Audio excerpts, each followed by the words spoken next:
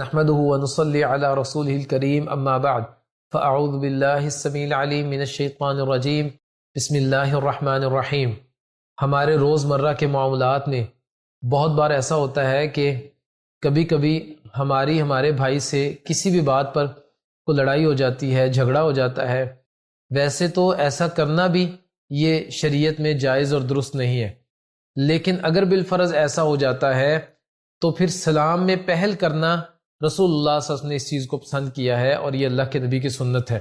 معذرت کر لینا، معافی مانگ لینا، سلام میں پہل کر لینا، ہمیں ایسا کر لینا چاہیے، اور اپنے تعلق کو کٹنے نہیں دینا چاہیے، بلکہ 3 دن کے اندر اندر ایسا کرنا چاہیے۔ رسول اللہ صلی اللہ علیہ وسلم فرماتے ہیں لا یحل لمسلم ان یہجر اخاہ فوق 3 لیال، 3 راتوں سے زیادہ کسی کے لیے بھی یہ جائز نہیں ہے کہ وہ اپنے بھائی کو چھوڑ دے، اس سے بات نہ کرے۔ اگر کوئی ایسا ہی کرتا ہے، 3 سے زیادہ وہ چھوڑ دیتا ہے، فماتا، اور اسی حالت میں مر جاتا ہے، تو دخل النار، یہ آگ میں داخل ہوگا۔ اور نبی مکرم صلی اللہ علیہ وسلم کی ایک اور روایت میں ہے لا يدخل الجنت قاطع، رشتہ داری کو کاٹنے والا، اس کو توڑنے والا، یہ جنت میں داخل نہیں ہوگا۔ تو اگر کبھی کوئی معاملہ ہو جائے، کوئی جھگڑا ہو جائے، یا کسی جگہ سے کوئی بدگمانی، اکثر ہمارے جو معاملات، ہمارے جو جھگڑے ہوتے ہیں وہ بدگمانی کی وجہ سے ہی ہوتے ہیں۔ کوئی شخص کوئی بات کر جاتا ہے اور لوگ اس بات کی وجہ سے بدگمانی کر لیتے ہیں، یا کوئی بھی کام ہوتا ہے تو رشتہ داروں میں عجیب سی ایک لہر دوڑتی ہے، اور وہ کسی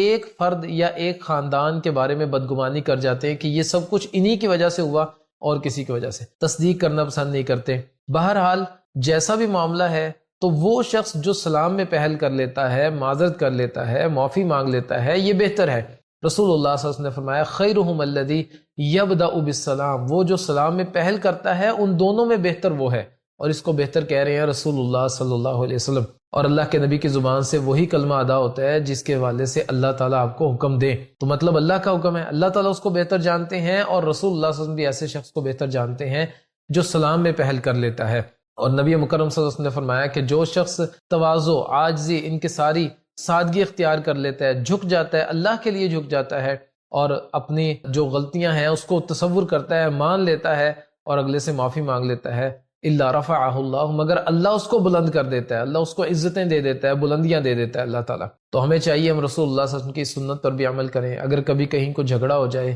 کوئی معاملہ خراب ہو جائے، کسی کی طرف کوئی بدگمانی ہو جائے، تو فوراً اس کو دور کریں، پہلے جا کر سلام لے لیں، اس سے معافی مانگ لیں۔ اللہ تعالیٰ آپ کی عزت میں بھی اضافہ کر دیں گے، اور آپ رسول اللہ صلی اللہ علیہ وسلم کی سنت پر عمل کرنے والے بھی بن جائیں گے۔ اللہ تعالیٰ ہمیں عمل کرنے والا بنائے۔ وما علینا الا البلاغ المبین۔